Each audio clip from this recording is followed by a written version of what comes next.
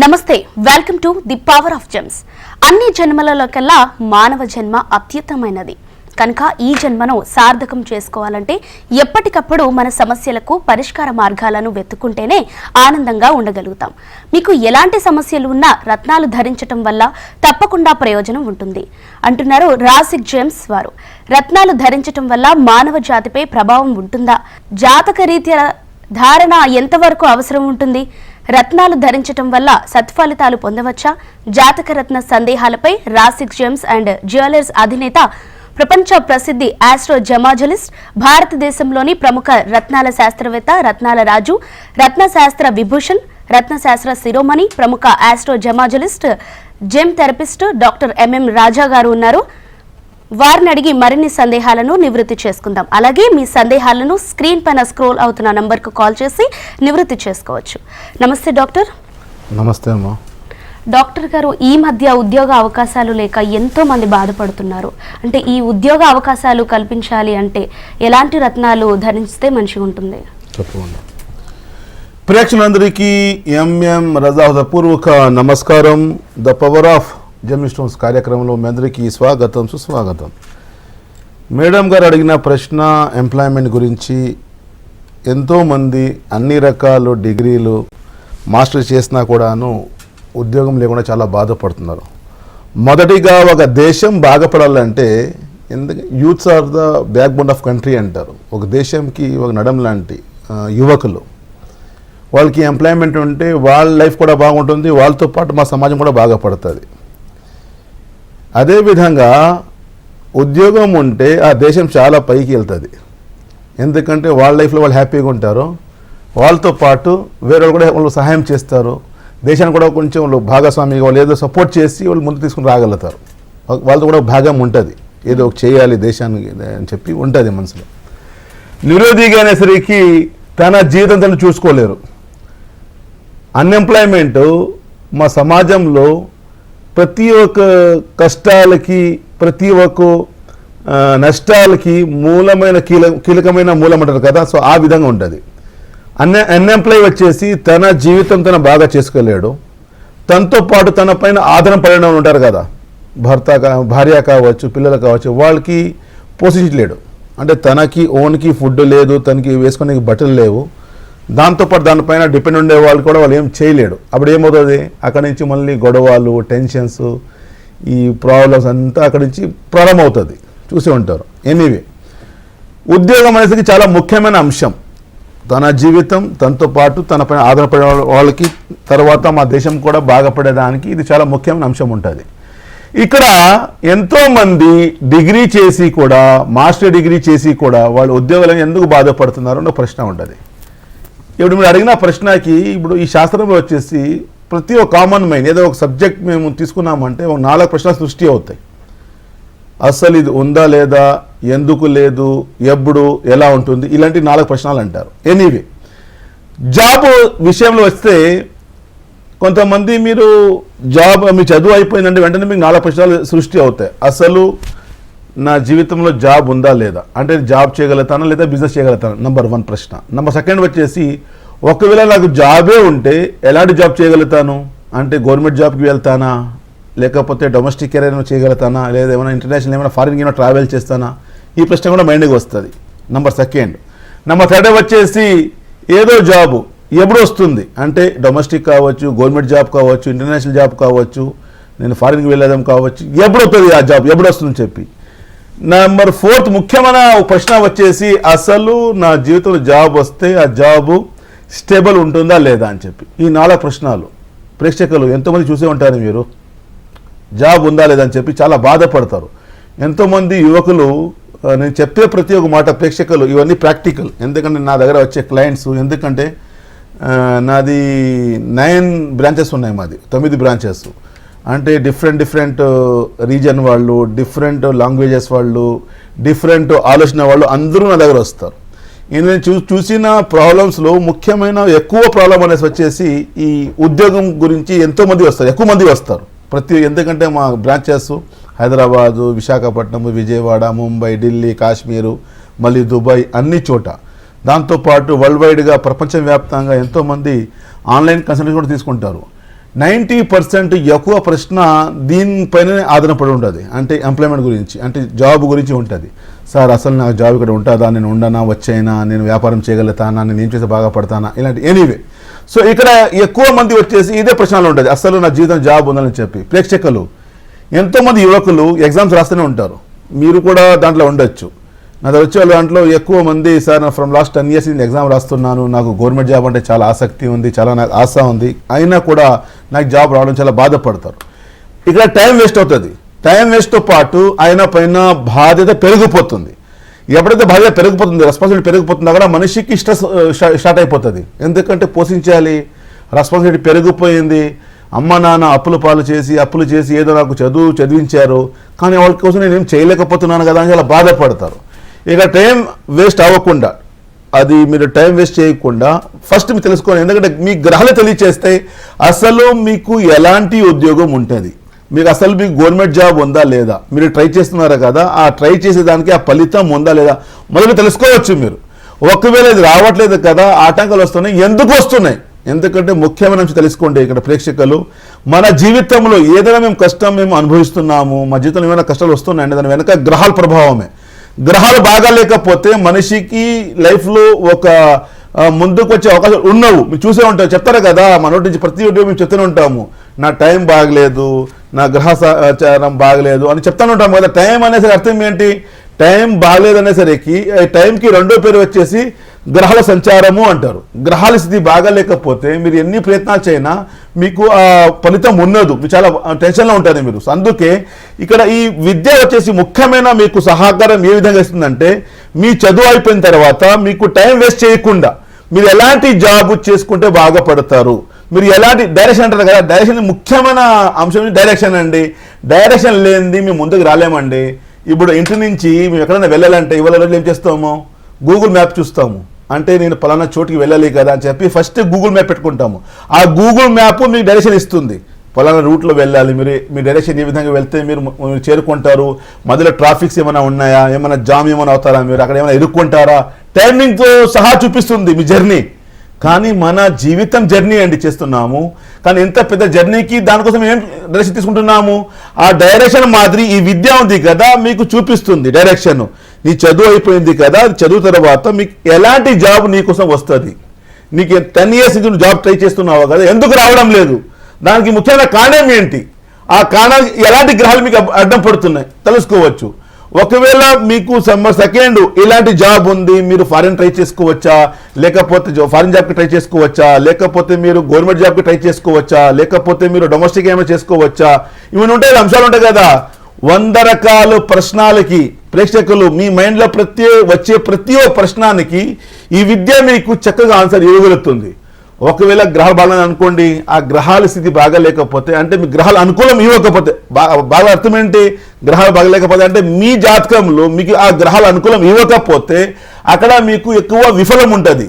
ఆ విఫలంకి సక్సెస్లో విజయంలో తీసుకుని రావాలంటే ఎలాంటి మీ బలం పెంచుకోవాలి, ఎలాంటి పరిహారం చేసుకోవాలి, ఆ పరిహారాల్లో కూడాను ముఖ్యమైన పరిహారం వచ్చేసి రత్నధారణము అంటారు. ఎందుకంటే మీరు చూసే ఉంటారు, ప్రతి ఒక్క ధర్మంలో కూడా శాస్త్రంలో కూడా ఏం చెప్పడం జరిగింది, మణి, మంత్రము, యంత్రము, తంత్రము అంటారు. మణి అనేసరికి మొదటి స్థానం వచ్చింది.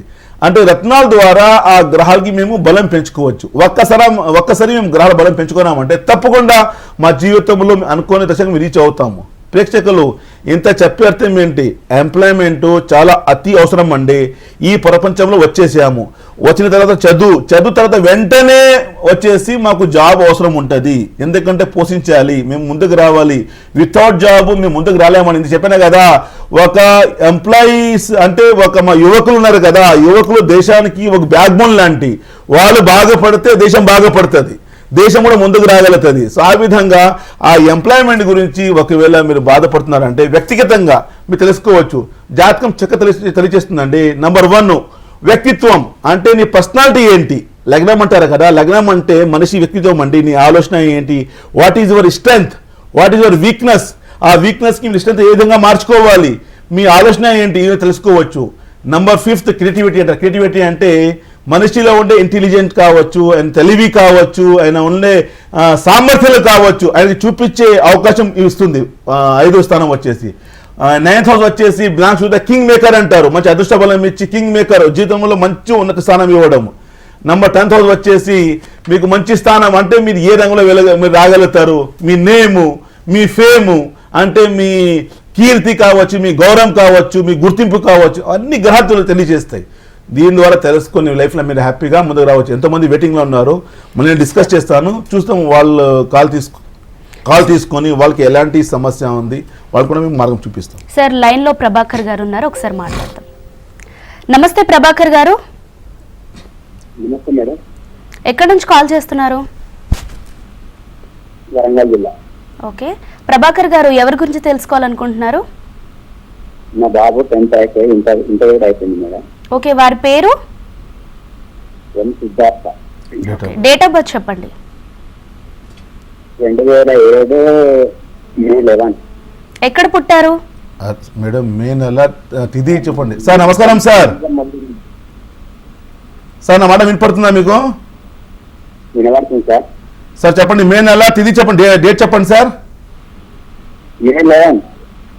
సార్ మే 11, 11 మే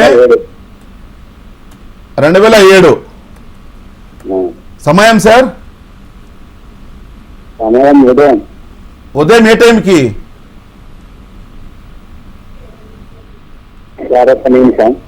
సార్ సార్ ఏమన్నారు? May 11 ఉదయమే సార్. ఉదయం అవుతున్నారు 11:30 ఉదయమే సార్. ఉదయం ఏ టైంకి సార్? ఉదయం అంటే మార్నింగ్ నుంచి ఉదయమే కదా, ఏ టైంకి? ఇంకా లేదు, 11:30 సార్. 11:30 కరెక్ట్ అమ్మా చెప్పడం? నాకు సరిగా వినిపించట్లేదు మీ మాట. చెప్పండి, మీరేమో చెప్తున్నారు కదా, చెప్పండి. ఇంటర్ కూడా అయిపోయింది సార్ బాబుది. ఓకే, బాబు జాతకం గురించి తెలుసుకోవాలి. ఇంటర్ అంటే ఏం తీసుకున్నాడు ఆయన? ఎంపీసీయా లేదా సిఈసీ? ఏం తీసుకున్నాడు? జాతకం ఉంటుంది సార్. సార్ మీ వాయిస్ సరిగా లేదు సార్.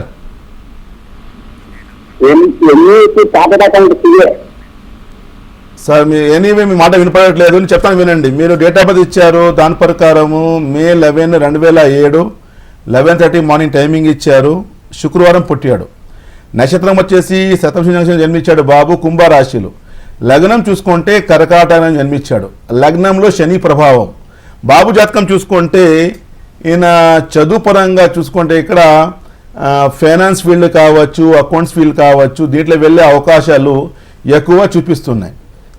జాతకం బట్టి చూసుకుంటే అంటే ఆయనకి డిగ్రీ అంటే బీకామ్ కావచ్చు, లేకపోతే సిఏ కావచ్చు, లేకపోతే బీబీఏ కావచ్చు, ఇలాంటి డిగ్రీలు మీరు ముందుకు పంపిస్తే తప్పకుండా ఫ్యూచర్లో మంచి ఒక ఫైనాన్స్ ఫీల్డ్లో కానీ అకౌంట్స్ ఫీల్డ్లో కానీ ఆయన ముందుకు వచ్చే అవకాశాలు ఎక్కువ జాతకంలో చూపిస్తున్నాయి. కానీ ముఖ్యంగా ఆయన జాతకం వచ్చేసి గురువు వీక్ ఉన్నాడు, గురువు రెట్రోగ్రేట్ వక్రీగా ఉన్నాడు. గురుగ్రహం అనేసరికి గురుగ్రహానికి విద్యాకారక అంటారు. మీ చదువులో ముందుకు రావాలంటే, చదువులో మంచి ఉన్నత స్థానం మీరు పొందాలి, ముందుకు రావాలి. ఎందుకంటే చదువు గ్రహానికి, గురుగ్రహానికి జ్ఞానం ఇచ్చే గ్రహము అంటారు, విద్యకిచ్చే గ్రహము అంటారు. ఇది గురువు బలం తగ్గిపోతే అక్కడ విద్యారంగంలో ఆటంకాలు రావడము, డిస్టర్బ్ అవ్వడము, జ్ఞానం తగ్గిపోవడము, చదువులో డిస్టర్బెన్స్ రావడం సమస్య ఉంటుంది. దానికి గురుగ్రహానికి బలం పెంచాలి.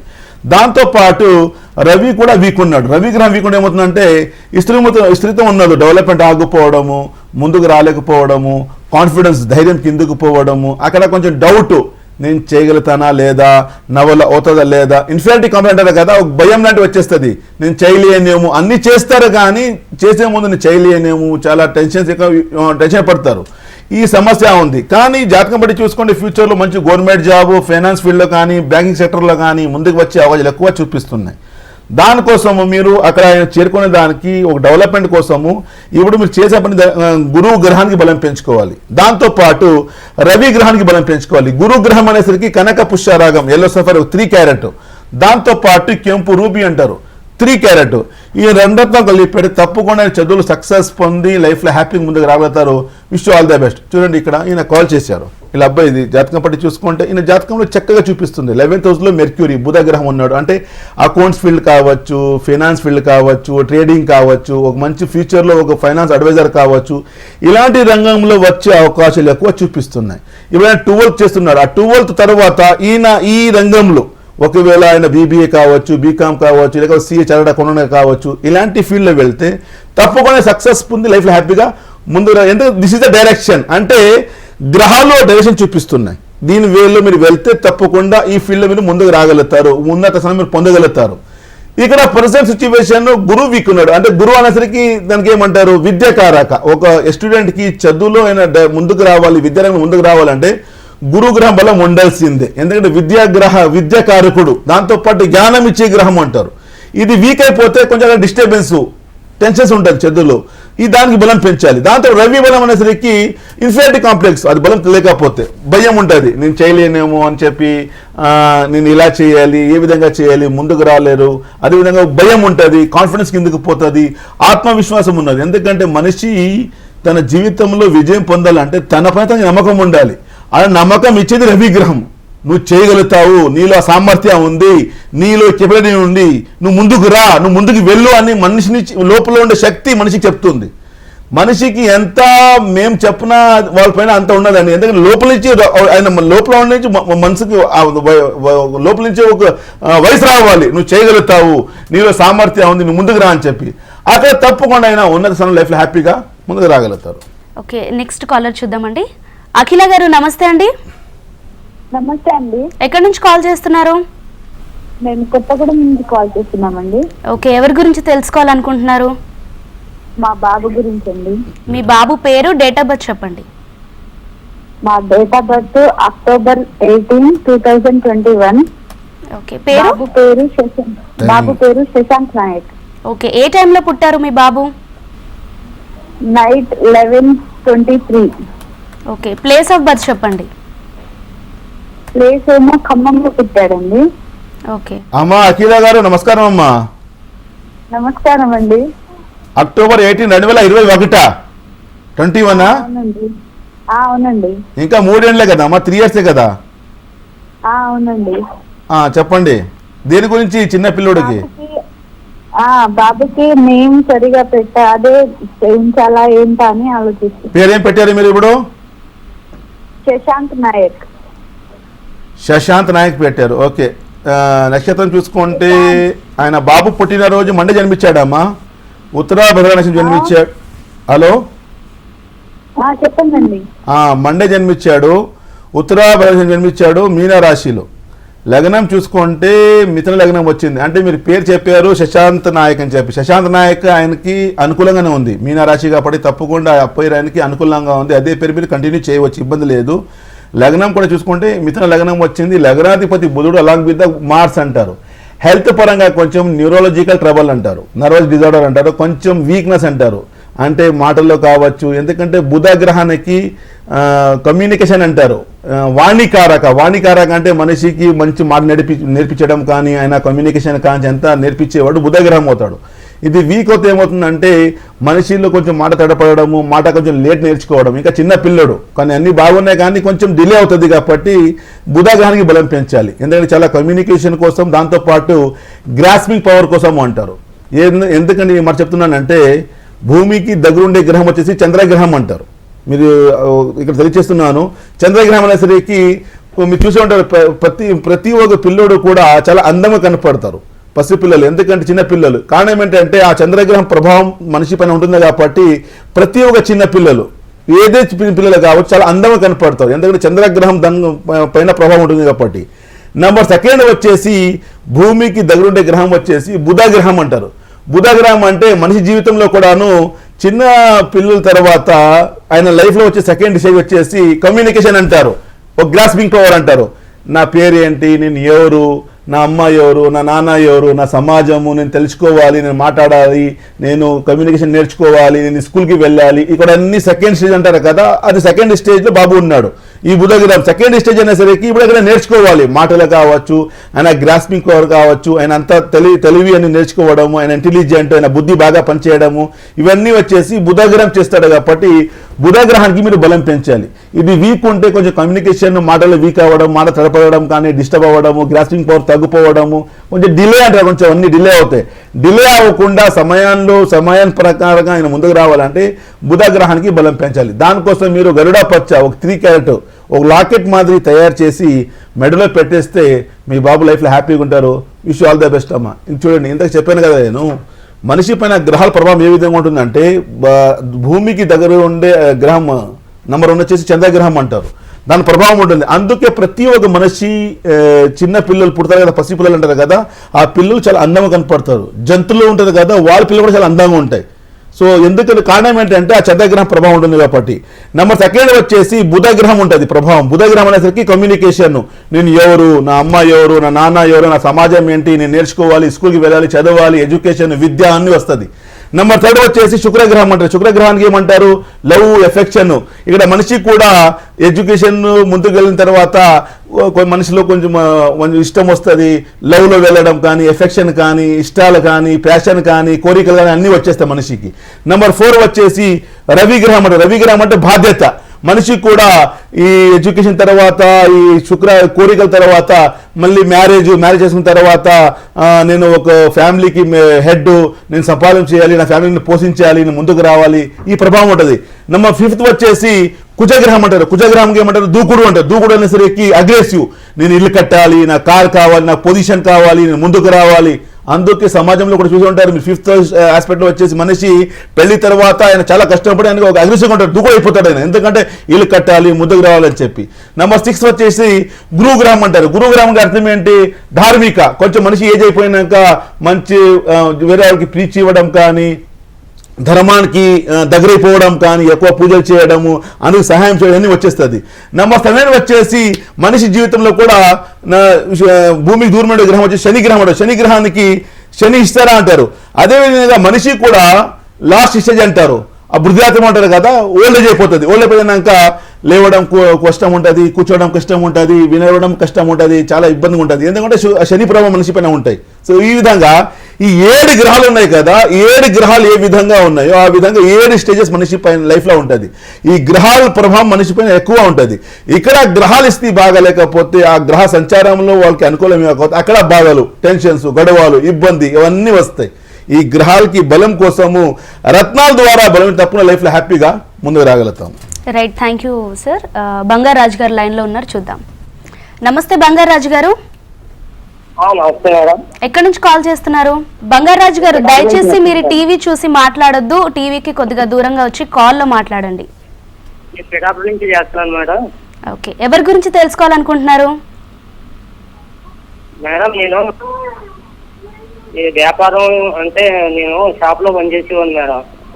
ఓకే, మీ డేట్ ఆఫ్ బర్త్ చెప్పండి బంగారాజు గారు. మేడం ఫిబ్రవరి 17 అండి. ఫిబ్రవరి 17, 1983. ఓకే, ఎక్కడ పుట్టారు? ఫిబ్రవరి 17, 1983 అండి. ఓకే, ప్లేస్ చెప్పండి. తాడేపల్లిగూడెం అండి. ఓకే, ఏ సమయంలో పుట్టారు?